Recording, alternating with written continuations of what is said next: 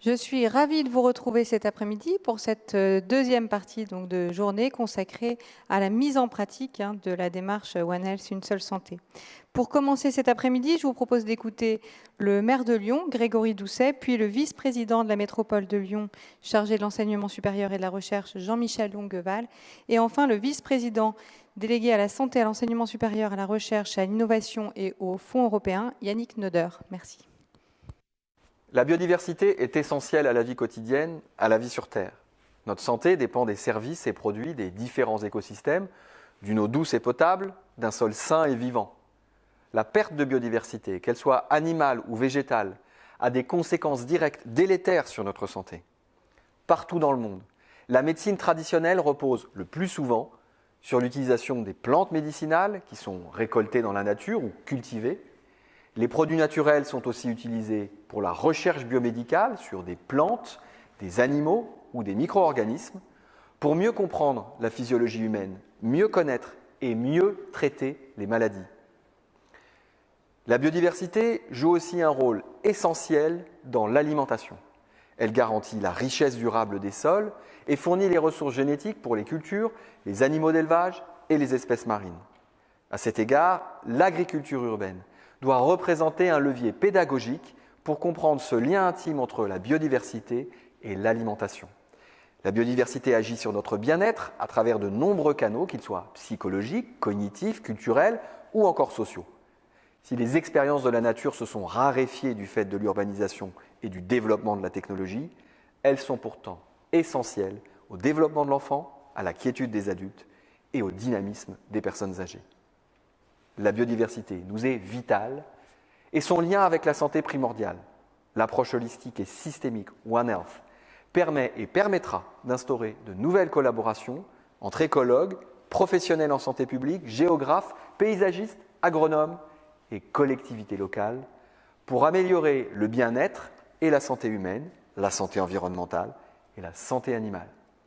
Que Lyon soit un terrain d'application et d'expérimentation grandeur nature. Je vous souhaite une journée riche d'échanges, de découvertes et de débats.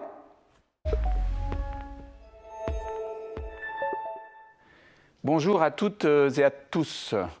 Je veux féliciter les équipes pour la belle initiative de ce colloque, Une seule santé. Son succès est certes lié à l'actualité de la pandémie et de l'évidence de la preuve de l'interaction et de la complexité entre les deux santés, mais j'entends aussi qu'il faut se garder de résumer la question aux seules maladies transmises à l'homme par l'animal, parce que vous intégrez dans vos travaux l'impact sur la santé, de la qualité de l'alimentation, des pollutions, mais aussi des ondes ou de la résistance aux antibiotiques, ce qui vous conduit à affirmer l'enjeu majeur du prendre soin du vivant. Pour la métropole, il s'agit avec l'Université de Lyon de préparer les transitions sociales, écologiques, numériques, démocratiques, mais bien sûr aussi la transition de la santé globale. Et je veux insister sur 3 priorités. L'urgence de soutenir notre recherche, la priorité à mieux intégrer les sciences sociales et humaines et aux sciences exactes, et enfin l'enjeu des liens entre le global et les territoires, ici la métropole de Lyon, avec aussi un lien avec la métropole de Clermont-Ferrand que je salue, que VET AgroSup connaît bien. Et je veux conclure en vous disant que la métropole de Lyon sera à vos côtés,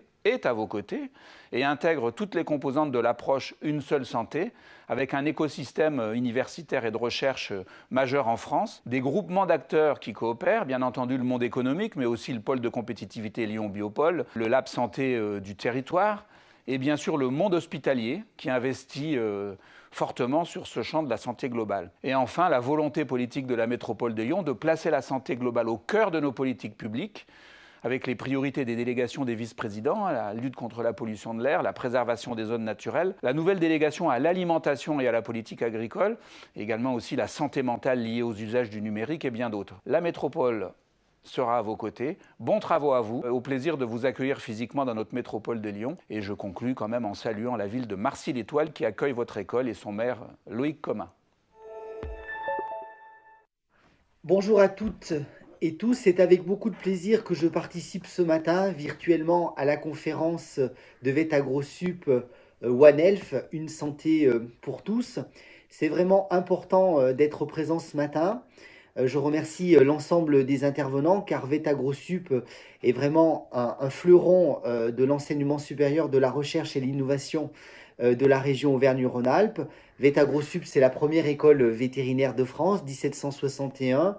Louis XV, et surtout, cette école est un modèle du genre pour la qualité de son enseignement, l'attractivité des écoles, et j'espère que dans les futurs contrats de plan État-région, nous allons pouvoir soutenir son développement parce que c'est un acteur indispensable de l'écosystème lyonnais sur la santé, sur la seule santé humaine, animale et surtout ces partenariats très importants avec un certain nombre de centres de recherche comme notamment le CNRS, l'INRAE, l'INSERM et puis également avec l'ANSES et l'Agence nationale du médicament. Donc c'est une valeur ajoutée extrêmement importante de VetAgroSup, de sa directrice Madame Soubéran, que je salue avec l'ensemble des équipes, l'ensemble du personnel qui sont à 100% pour pouvoir accueillir davantage d'étudiants. Nous avons besoin de vétérinaires et nous en aurons encore plus besoin. Et puis surtout, c'est une pierre à l'édifice importante sur cette excellence, cette exigence qui qualifie effectivement l'écosystème, notamment en santé, sur toutes ses composantes, la recherche, l'enseignement, la formation et l'innovation. Donc bravo pour ces expériences. La région Auvergne-Rhône-Alpes, son président Laurent Wauquiez sera à vos côtés pour pouvoir permettre de renforcer ce pôle de santé animale, de pouvoir le faire développer, de pouvoir contribuer à l'attractivité de notre belle région Auvergne-Rhône-Alpes.